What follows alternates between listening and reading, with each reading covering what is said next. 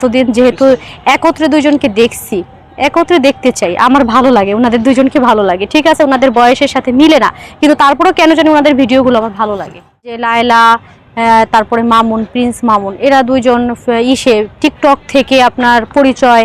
তারপরে নাকি আমি শুনেছি যে 6 মাস ওরা কথা বলেছে ফোনে, তারপরে দেখা। যাই হোক, ওদের ভিডিও বা ওদের সময় বেশ ভালোই কাটছে, কিছুদিন ভালোই কাটছে, দেখছি আমরা ওর ভিডিও দেখছি, ভালো লাগছে, দুইজনের ভিডিওই ভালো লাগছে, খুবই ভালো লাগছে। বা ওদের মানে অনেক সময় দেখছি আমরা টিকটকে, তো ওরা সবকিছুই শেয়ার করছে না, ফেসবুক টিকটকে সবকিছুই শেয়ার করছে। তো আমরা দেখতে পাচ্ছি সবকিছু মিলিয়ে ওদের যে রিলেশনটা ভালো, খারাপটা আমাদের কাছে ভালোই লাগছে। শুনেছি, যতটুকু আমি শুনেছি যে লায়লা আপু নাকি গোপন করেছে যে তার বিয়ে হয়েছে বা 2টা হাজবেন্ড আছে, আর মানে এইসব নিয়ে একটু ঝামেলাটা হয়েছে আর কি।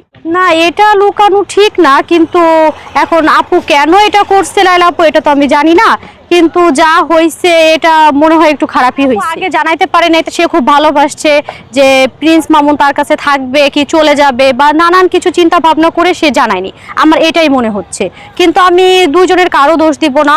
অবশ্যই যখন এতদিন পরে, যখন এতটা সময় কাটানোর পরে প্রিন্স মামুন যখন জানতে পারছে যে তার 2টা হাজবেন্ড আছে বা বাচ্চা আছে, তখন তার খারাপ লাগতেই পারে, স্বাভাবিক, ভুল বুঝাবুঝি হইতেই পারে। এখানে আমি মনে করব যে আপু যে লুকাইছে, মানে গোপন করছে বিষয়টা, এই বিষয়টার পিছনেও কিছু আছে। আপু মনে করছে যে প্রিন্স মামুন এগুলো জানার পর যদি চলে যায়, মানে সে এক কথা তাকে হারাতে চায়নি।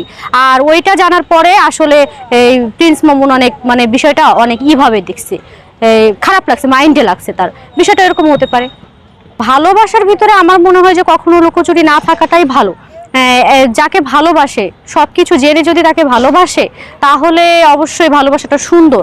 আর যদি জানার পরে যদি কেউ না থাকে তার সত্যটা, তাহলে আমার মনে হয় না যে এটা ভালোবাসা। আমরা যে বিয়ের কথা আসছিল যে মামুন বা লায়লা দুজনকে বিয়ে করবে, তারপরে হচ্ছে লায়লার যে একটা বাড়ি ছিল ওইটা নাকি মামুন লিখে চাইছে, এই কথাটা তো আমি শুনেছিলাম।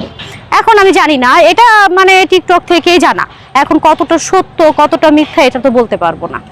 আমার কাছে খারাপ লাগেনি, আমার কাছে প্রিন্স মামুনকেও খারাপ লাগে না, লায়লাকেও খারাপ লাগে না, আমার কাছে দুইজনকেই ভালো লাগে। দুইজনের মতো ভালো।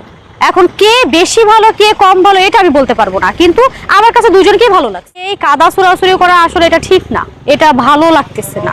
মানে তারা ভালোবাসে, ঠিক আছে, একে অপরকে দুইজনকে ভালোবাসে, কিন্তু তার জন্য মানে পুরা এরকম কাদা ছুড়াছুড়ি, এটা আমার মনে হচ্ছে না ঠিক হচ্ছে। তারা এটা সমাধান করে নিতে পারে। আপনি কি কন্টিনিউ তাদের ভিডিও দেখেন? হ্যাঁ। কার বেশি ভিডিও দেখেন? আমি লায়লা, প্রিন্স মামুন দুইজনের ভিডিওই দেখি। দুজনের ভক্ত আপনি? ভক্ত বলতে ভালো লাগে, মানে তাদের ভিডিওগুলো ভালো লাগে। কোন টাইপের ভিডিও আসলে আপনার কাছে লায়লা এবং প্রিন্সের ভালো লাগে? ওনাদের সবকিছুই আমার ভালো লাগে, যে শেয়ার করতো, কখন কি করতেছে বা কোথায় যাচ্ছে, খাওয়া দাওয়া করতেছে, এসব নিয়ে কথা বলতো, সবকিছুই আমার ভালো লাগে। এখন আমি বলবো, আমার যেটা মনে হচ্ছে যে আমি বলবো এই যে এইসব বাদ দিয়ে দুইজন কাদা ছোড়াছুড়ি বা ওই যে আরেকটা ছেলেকে নিয়ে ভিডিও করতেছে, এগুলো বাদ দিয়ে লায়লা বা প্রিন্স মামুন দুজনে এক হোক, সবকিছু সব ঝামেলা সমাধান করে দুজনে এক হোক, দুজনে বিয়ে করে বা যেভাবে হোক দুজনে এক হোক, ওনাদের দুজনকে একসাথে দেখতে চাচ্ছি।